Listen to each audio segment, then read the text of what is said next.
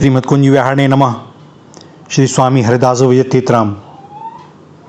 जब तक किसी भी वस्तु या पदार्थ का हमारे मन में महत्व बुद्धि है, तब तक उसकी ओर देखकर हमारा मन ललचाता है। जब तक किसी के पास वह वस्तु है, इसलिए हम उसे सौभाग्यवान और ईश्वर का कृपा पात्र समझते हैं। जब तक उस वस्तु का अपने पास न होना अभाग्य का चिन्ह मानते हैं, तब तक उसकी आवश्यकता का अनुभव होता रहता है और उसके प्राप्त होने पर अभाव तथा कष्ट का नाश एवं सुख सुविधा की प्राप्ति होगी, ऐसी हमारी धारणा रहती है। जब तक हम उसकी कामना से मुक्त नहीं होंगे, हमारे भीतर निष्काम भाव आ नहीं सकता। निष्काम शब्द के रटने से हम निष्काम नहीं हो सकते। निष्काम भाव मन में आता है और वह तभी आवेगा जब हम जिस वस्तु की कामना करते हों, उस वस्तु में हमारे लिए हमें दिखाई दे कि दुख दोष बुद्धि और वह हमारे लिए हानिकारक है, हमारी यथार्थ सुख सुविधाएं बाधक है।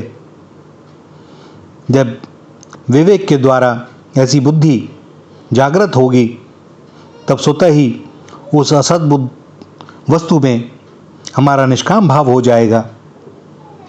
भैया, जिसको भी हम ठीक नहीं समझते, हम उसे चाहते भी तो नहीं ना। मल को उठाकर कोई शरीर पर लेपना नहीं चाहता, वमन को कोई मनुष्य चाटना नहीं चाहता, विष को कोई खाना नहीं चाहता, दुख को कोई सिर पर चढ़ाकर स्वीकार नहीं करना चाहता, रोग से कोई प्रीति नहीं करता।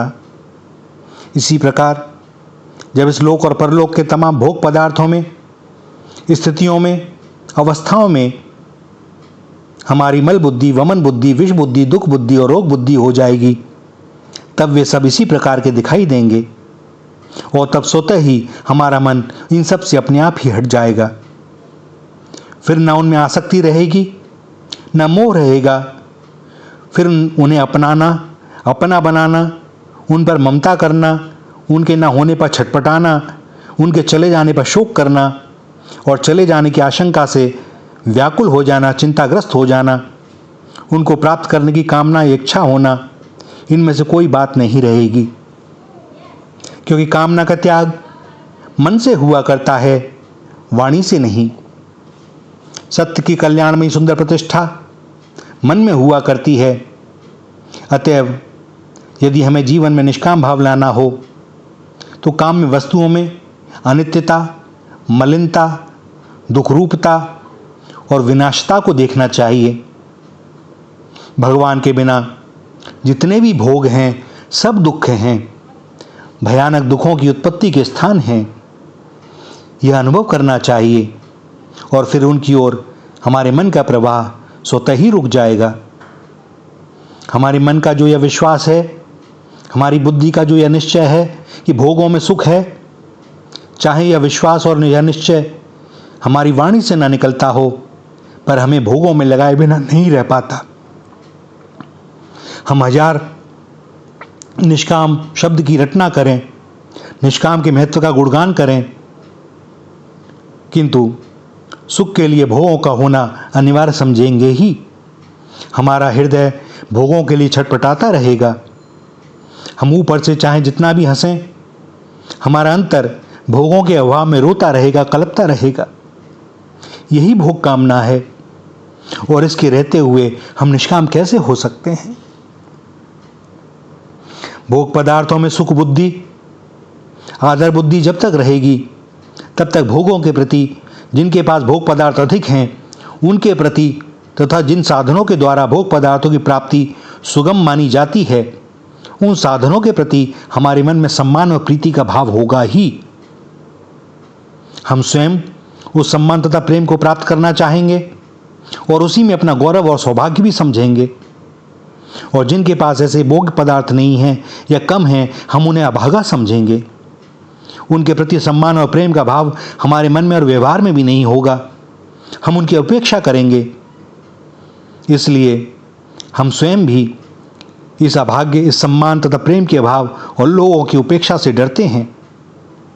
ऐसा होने में अपना दुर्भाग्य मानकर ऐसी स्थिति से सर्वथा बचना चाहते हैं, और जब तक इस प्रकार की हमारी मनोवृत्ति रहेगी तब तक कामना के कठिन चंगुल से हम छूट नहीं सकते। भोग सहित और भोग रहित सभी अवस्थाओं में सर्वत्र भगवान हैं। इसलिए आदर सबका करना चाहिए, सम्मान सबका करना चाहिए, पर करना चाहिए भगवान समझकर, भोग समझकर नहीं। यदि हम भोग समझकर करेंगे तो भोग रहित में हमारी आदर या सम्मान बुद्धि नहीं रहेगी। मन से हमें भोगों के आदर का बहिष्कार कर देना चाहिए, और वह तभी संभव है जब भोगों में सुख बुद्धि और आवश्यक बुद्धि का सर्वथा अभाव हो जाएगा। तब उनके अभाव के जीवन में एक भारमुक्त स्थिति की, एक बड़े आश्वासन की, एक अभूतपूर्व सुख की और विलक्षण शांति की अनुभूति होगी। स्मरण रखें हम कि सुख शांति वस्तु और पदार्थों में नहीं है, वह मन की निष्काम स्थिति में है। जब हमारा मन कामना और स्पृहा से रहित हो जाएगा तब हमारी मोह की, ममता की बेड़ी कट जाएगी और हमारा अहंकार भगवान के दिव्य श्री चरण कमल युगल में समर्पित होकर धन्य हो जाएगा। तभी हमें सच्ची शांति मिलेगी और उसी दिन हमें यथार्थ सुख का शुभ साक्षात्कार संभव है। तो भैया, संतों, रसिकों, आचार्यों, शास्त्रों की वाणी का ही यह उच्छिष्ट दास आपको समर्पित कर रहा है। चेष्टा करें कि हमारे जीवन में कुछ बदलाव आवे, क्योंकि जीवन के हम लौकिक सुखों को देख चुके। लगता है कि शांति मिलेगी, यह मिल जाए शांति मिलेगी, वह मिल जाए शांति मिलेगी, लेकिन मिलने के बाद में और अतृप्ति बढ़ती चली जाती है, हृदय और व्याकुल हो जाता है। धन नहीं है तो व्याकुल, धन है हो गया तब और ज़्यादा दिक्कतें हो गई। अब सगे संबंधियों से डर लगने लगा, चोरों से डर लगने लगा, डाकुओं से डर लगने लगा। दूर से कोई हमें देख रहा है तो भय हो जाता है, क्यों देख रहा है। कैसी स्थिति बन जाती है। भैया, भगवान के श्री चरण कमलों के आश्रय के अतिरिक्त कहीं शांति नहीं है, कहीं सुख नहीं है। हम उन्हीं के अंश हैं, उन्हीं से मिलकर के हम पूर्ण होंगे। पूर्णता संसार में है ही नहीं, समस्त सृष्टि में नहीं है, ब्रह्मांड में नहीं है, क्यों पूर्ण तो केवल एक भगवान ही है।